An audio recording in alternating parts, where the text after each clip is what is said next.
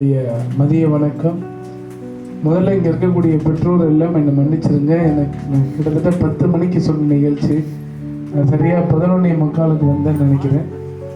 ஒரு காணொளி காட்சி வாயிலாக ஒரு திறப்பு அதை முடிச்சுட்டு அறநிலைத்துறையில் இன்னைக்கு பக்தி அலுவலகம், அதாவது பதிப்பகம், பக்தி சார்ந்த பதிப்பகத்தை திறப்பதற்கான வாய்ப்பு என்று கிடைத்ததற்காக அங்கே செல்ல வேண்டிய நேரத்தால் காலதாமதம் ஏற்பட்டது. ஆகையினால் வந்திருந்த பெற்றோர்கள் அனைவரும் அந்த காலதாமதத்திற்கு உங்கள் அனைவரிடம் நான் மன்னிப்பு கேட்டுக்கொள்கின்றேன். புனித ஜோசப் உடல் வளர்ச்சி மேம்பாட்டு அறக்கட்டளை நடத்தும் 1ஆம் ஆண்டு. ஆக்சுவலி இதுக்கே ஒரு பலத்த கைத்தட்டுகள் கொடுக்கணும் இல்லையா? ஏன் அப்படின்னா சும்மா ஒரு நாள் உட்காரணுனாலே ரொம்ப கஷ்டம் இல்லையா? சும்மா யாராலும் 1 மணி நேரம் உட்கார முடியுமா? உட்கார முடியாது. இந்த ஆண்டை திரும்பும் அப்போதான் சோம்பல் முறிப்பா எல்லாம் பண்ணிக்கிட்டு இருக்கோம். அப்போ ஒரு மனிதனால சும்மாவே உட்கார முடியாத போது 365 நாள் ஒருத்தவங்க ஒரு விஷயத்தை வேலை செஞ்சுருக்காங்கன்னா அதில் எவ்வளோ பாராட்டணும் இல்லையா? ஒரு வருஷத்தில் 365 நாள் ஒருத்தவங்க வேலை செஞ்சுருக்காங்க. சரி, யாருக்கு வேலை செஞ்சுருக்காங்க? அவங்களுக்கா? அவங்க வீட்டுக்காருக்கா? இல்லை அவங்க அப்பா அம்மாக்கா? கிடையாது.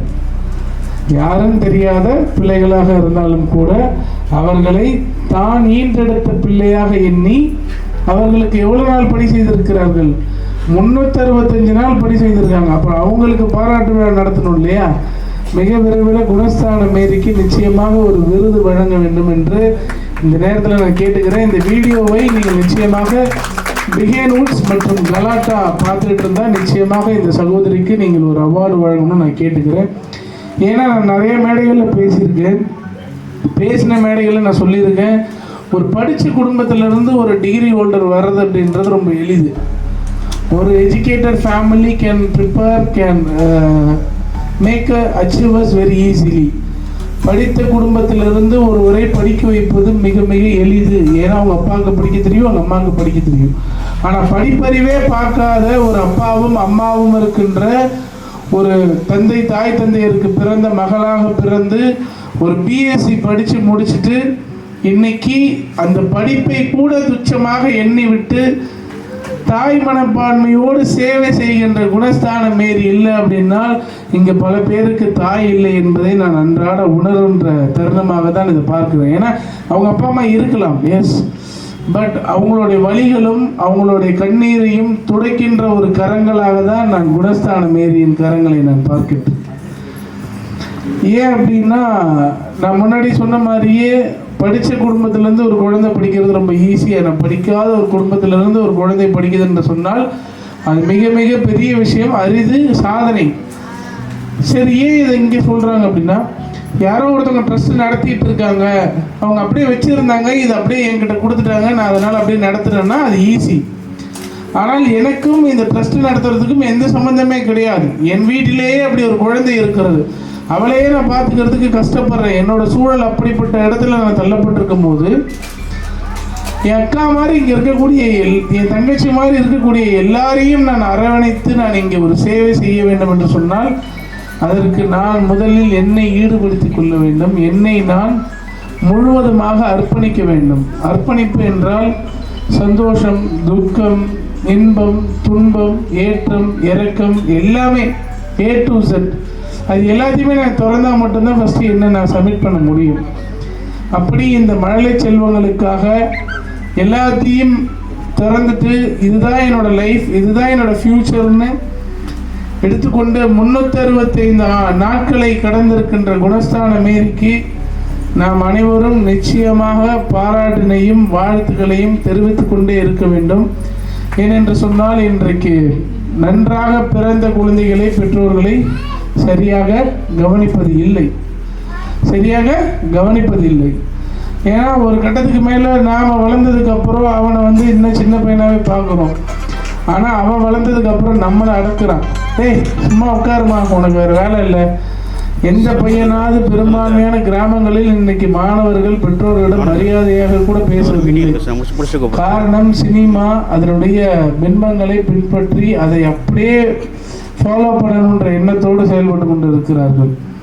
அப்படியெல்லாம் இந்த சமூகம் சென்று கொண்டிருக்கின்ற பொழுது ஒரு மனப்பான்மை என்று ஒரு சுயநலமின்றி ஒரு சேவையை செய்து வருகின்ற ஒரு பெண்மணி என்பது இதில் மிக மிக முக்கியமான ஒரு விஷயம். ஏனென்று சொன்னால் ஒரு ஆண் எதை வேண்டுமானாலும் எளிதில் அடைந்து விட முடியும். அவன் எந்த வேலைக்குனாலும் எளிதாக சென்று விடலாம். இந்த சமூகம் அவனுக்கு அனைத்து விதமான சலுகைகளை கொடுத்து விடுகிறது. ஆனால் பெண்களுக்கு அனைத்து விதமான தடைகளை இருக்கின்ற பொழுது அந்த அனைத்து தடைகளையும் உடைத்து இன்று ஒரு சாதனை பெண்மணியாக என் முன்னால் இருக்கின்ற குணஸ்தான மேரியை நான் இன்னும் எவ்வளவு புகழ்ந்தாலும் அது தகும். ஏனென்று சொன்னால் என்னை ஏதோ சிறப்பு அழைப்பாளராக இங்கு அழைத்து விட்டதாக அவர் ஆண்டு அறிக்கையில் படித்தார். நான் உண்மையிலே சொல்ல வேண்டும் என்று சொன்னால் இந்த இடத்தில் நான் ஒரு உதவியாளராக தான் வந்திருக்கிறேன். ஏன்னால் இந்த மாணவர்களுக்கெல்லாம் உதவி செய்கின்ற ஒரு பாக்கியத்தை எனக்கு குணஸ்தான மேரியும் இந்த சென்ட் ஜோசப் புனித ஜோசப் உடல் வளர்ச்சி பள்ளியும் வழங்கியிருக்கிறது என்று சொன்னால் அதற்கு நான் நன்றி கடன் பட்டிருக்கிறேன். இன்னொரு விஷயம், நான் இங்கே வருவதற்கான மிக முக்கியமான காரணம், இந்த குழந்தைகளை மட்டும் அவர்கள் பார்த்து கொள்ளாமல் இந்த ஆண்டு அவர் ஒரு புதிய முயற்சியும் எடுத்திருக்கிறார். என்னுடைய பள்ளியில் இந்த மாதிரியான மாணவர்கள் இருக்கிறார்கள். அவருக்கும் அவர் தற்போது எங்களுடைய கல்வி குடும்பத்தின் ஒரு ஆசிரியராக பணியாற்றி கொண்டிருக்கிறார். அங்கே அங்கே இருக்கக்கூடிய மாணவர்களுக்கும் அவர்கள் பயிற்சி வழங்கி கொண்டிருக்கிறார்.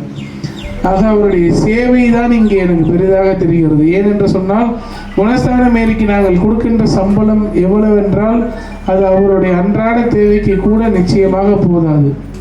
ஆனால் அவர் சொன்ன ஒரே வார்த்தை, சார் நான் அதுக்காக வரலை, இங்கே இருக்கக்கூடிய குழந்தைகளை நான் நன்றாக பார்த்து கொள்வேன். எனக்கு தெரிஞ்சு அவங்கள்ட்ட ஒரு 8-9 பசங்க படிக்கிறாங்கன்னு நினைக்கிறேன் என் ஸ்கூலில், இந்த மாதிரியான சில்ட்ரன்ஸ். ஸோ அவங்களையும் சேர்த்து பார்த்துக்கும் போது தான் நான் தெரிஞ்சுக்கிட்டேன். நானே ஒரு விஷயம் தெரிஞ்சுக்கிட்டது என்னென்னா, as she has a passion in their life. அவங்களுக்குள்ள ஒரு பெரிய வெறி இருக்குது. என்ன அப்படின்னா, அவங்க அண்ணன் ஆசைப்பட்டதை அடையணும். அவங்க அண்ணன் ஆசைப்பட்டதை அடையணும். அந்த அடைவதற்காக எங்கெங்கெல்லாம் வாய்ப்பு கிடைக்கின்றதோ அந்த வாய்ப்பை எல்லாம் பயன்படுத்தி ஒரு விஷயத்தில் நீங்கள் நல்லா புரிஞ்சுக்கணும். வெற்றி என்பது நீங்கள் ஏதோ நினைத்த ஒரு பொருளை வாங்கி விடுவது வெற்றி அல்ல. எந்த ஒரு விஷயத்தை செய்கின்ற பொழுது நீங்கள் உங்களை அறியாமல் மகிழ்ச்சி அடைகிறீர்களோ அதுதான் மனித வாழ்வில் வெற்றி. நீங்கள் அனைவரும் நன்றாக புரிந்து கொள்ள வேண்டும். இங்கே இருக்கக்கூடிய பெற்றோர்களுக்கு தான் நான் மிக முக்கியமாக சொல்கிறேன். உங்கள் பையன் முதல் பரிசு எடுத்துட்டு வந்தாதான் அவன் வெற்றியாளரா அப்படின்னா நிச்சயமாக கிடையாது. அவன் போட்டியில் கலந்துக்கிட்டாலே என்னை பொறுத்த வரைக்கும் அவன் வெற்றியாளர். ஏன்னா இங்கே கலந்துக்க கூட ஆள் கிடையாது, கைத்தட்ட தான் நிறைய பேர் இருக்காங்க, கலந்துக்கிறதுக்கு ஆள் கிடையாத போது முதல் 3 இடம் என்பது என்னை பொறுத்த வரைக்கும் ஒரு செல்லாத காசு மாதிரி தான் நான் எப்பயுமே நினைப்பேன். கலந்து கொண்டு அந்த களத்தில் நிற்பவர்கள் எல்லாம் தான் என்னை பொறுத்தவரை வெற்றியாளர்கள். ஆக இங்கே பதக்கங்களையும் சான்றிதழ்களையும் பெற்றிருக்கக்கூடிய மாணவர்கள் அனைவரும் என்னை பொறுத்த வரைக்கும் வெற்றியாளர்களே. ஆக இப்பேற்பட்ட ஒரு நல்ல விஷயங்களை எல்லாம் எடுத்து செய்து கொண்டிருக்கின்ற சகோதரி குணஸ்தான மேரிக்கு என்னை சந்தித்து அழைப்பு வைக்க வருகின்ற பொழுது நான் கேட்டேன், உங்களுக்கு என்ன வேணும்னு சொல்லுங்கள், நான் பண்ணி கொடுக்குறேன்னே. அப்போ கூட அவன் சொன்னது, சரி சீரியஸாக எனக்கு இப்போ எதுவுமே வேண்டாம், எனக்கு ஒரு வேளை ஏதாவது தேவை இருந்துச்சுன்னா நான் உங்கள்கிட்ட சொல்கிறேன். இப்போ நாம் ஒரு ட்ரஸ்ட் நடத்துகிறோம். நம்ம இப்படி நடத்தும் போது நமக்கு நிறையா ஃபினான்ஸ் இருந்து நடத்திட்டா பிரச்சனை கிடையாது. பட் நாமளே டெய்லி வேஜஸாக தினந்தோறும் வேலைக்கு சென்று வருமானத்தை ஈட்டு வருகின்ற ஒரு மிடில் கிளாஸ் ஃபேமிலின்னும் போது இந்த கரண்ட் பில்லாக இருக்கட்டும், இல்லை அவங்க யூஸ் பண்ணக்கூடிய தன்னுடைய இல்லமாக இருக்கட்டும், இதற்கெல்லாம் அடிப்படை தேவைக்கு கூட பணம் தேவை. அப்படின்னும் போது யாராக இருந்தாலும் என்ன யோசிப்பாங்கன்னா, ஒருத்தவங்கள்ட்ட போனால் என்ன டொனேஷன் வாங்கலாம், ஒருத்தவங்கள்ட்ட போனால் எவ்வளோ கொடுப்பாங்க, நம்ம என்ன கணக்கு போட்டு வைக்கணுன்றது தான் ஒரு சாதாரண மனிதனுடைய இயல்பாக இருக்கும். ஆனால் நான் கேட்ட பொழுது நான் ஒரு முறை இல்லை 3 முறை குணஸ்தான மேரிடம் கேட்டேன், என்ன வேணும்னு சொல்லுங்கள், நான் ஆண்டு விழாவுக்கு வருகின்ற பொழுது வெறும் கையை வீசிவிட்டு வருவதற்கு எனக்கு முழு மனதோடு இல்லை, நீங்கள் உரிமையோடு என்னிடம் கேட்கலாம் அப்படின்னு நான் சொல்லும்போது அவங்க சொன்னாங்க, சார் சத்தியமாக எனக்கு எந்த தேவையும் இல்லை, தேவை ஏற்படுகின்ற பொழுது நிச்சயமாக நான் உங்களிடத்திலே உதவி கேட்கிறேன் என்று சொன்னார். இருந்தாலும் நான் இந்த நேரத்தில் ஒரு வாக்குறுதியை கொடுக்கின்றேன். இது நானும் என் மனைவியும் இணைந்து செய்கின்றதாக இந்த நேரத்தில் அந்த வாக்குறுதியை கொடுக்கின்றேன். அவர் நீண்ட காலமாக என்னிடத்தில் இந்த மாணவர்களை அழைத்து செல்வதற்கான வாகனங்கள் ரொம்ப இல்லாமல் கஷ்டப்படுறோன்னு சொன்னாங்க. மிக விரைவில் அந்த வாகனம் இந்த பள்ளிக்கு வழங்கப்படும் என்பதை என்னுடைய மனைவியின் சார்பாக நான் தெரிவித்துக் கொள்கிறேன். இது இந்த அறக்கட்டளைக்காக செய்வதல்ல, குணஸ்தான மேரிக்காக அல்ல. ஏன்னா அது கொடுத்தாலும் கூட குணஸ்தான மேரி அதை எடுத்துக்க போறது இல்லை. இந்த மாணவ செல்வங்களுக்காக செய்கின்றது. குறிப்பாக இங்க இருக்கின்ற மாணவ செல்வங்கள் எல்லாம் என் மனைவி கூறியது போல தெய்வங்களை பார்ப்பதற்கான சமம். இந்த மாணவர்களை பார்க்கின்ற பொழுது எனக்கு ஒரு விஷயம்தான் ஞாபகம் வருது. ஒரு படத்துல ஒரு பாடல், ரொம்ப அழகான பாடல் ஒன்று இருக்கு. அன்புதான் இருக்கையில கவலை எதுக்கு தாயி, அனாத யாரும் இல்ல மனசுல வை தாயி. அப்படி யாருக்கும் அம்மா அப்பா இல்லைன்னு கவலைப்படாதீங்க. எந்த அம்மா அப்பாவும் நமக்கு ஒரு நல்ல குழந்தை இல்லைன்னு கவலைப்படாதீங்க. உங்கள் எல்லா குழந்தைக்கும் ஒரு நல்ல தாயாக விளங்கி கொண்டிருக்கின்ற குணஸ்தான மேரி இருக்கிறது. இந்த இருப்புக்குறிச்சி பகுதி முழுவதுமாக கிறிஸ்துவர்கள் நிறைந்த பகுதி. நான் நிறைய முறை இந்த ஊருக்கு விளையாட வந்திருக்கிறேன். இந்த ஊரில் இந்த சர்ச்சில் தான் இப்போ ஸ்போர்ட்ஸ் நடக்கும், வாலிபால். இங்கே விளையாட வரும்போது நான் பார்த்துருக்குறேன்.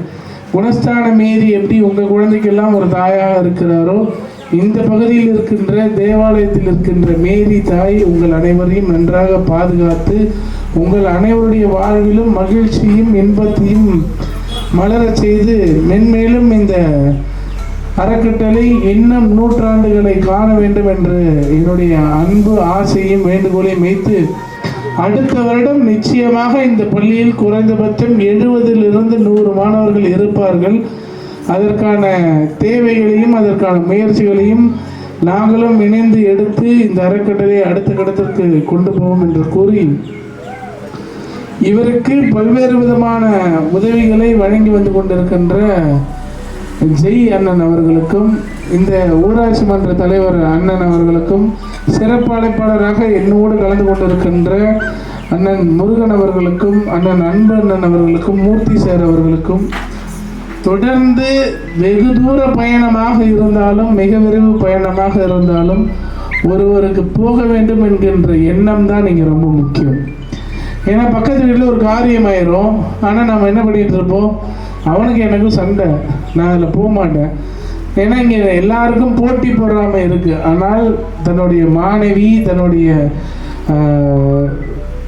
தன்னிடம் பயின்ற ஒரு மாணவி என்று எல்லாம் கருதாமல், அவர் எப்பொழுதெல்லாம் உதவி என்று அழைக்கிறாரோ அப்பொழுதெல்லாம் நான் உறுதுணையாக இருக்கிறேன் என்று இன்று வரை அவருக்கு பின்னால் நிற்கின்ற அருட்தந்தை அவர்களுக்கு இந்த நேரத்தில் என்னுடைய பணிவான வணக்கத்தையும் நன்றியும் தெரிவித்துக் கொண்டு, இங்கு மிக அழகாக இந்த நிகழ்ச்சியை ஏற்பாடு செய்திருக்கின்ற குணஸ்தானி மேரிக்கும் அவருடைய குடும்பத்தாருக்கும் அவருடன் சேர்ந்து ஒத்துழைப்பு வழங்கியிருக்கின்ற அன்பு சகோதரிகள் உங்கள் அனைவருக்கும் எங்களுடைய கடலூர் மேற்கு மாவட்ட திமுகவின் சார்பாகவும் எங்களுடைய கல்வி குழுமத்தின் சார்பாகவும் வருகை தந்திருக்கின்ற எங்கள் அனைவரின் சார்பாகவும் உங்கள் அனைவருக்கும் என்னுடைய நெஞ்சார்ந்த நன்றியும் வணக்கத்தையும் தெரிவித்துக் கொள்கின்றேன்.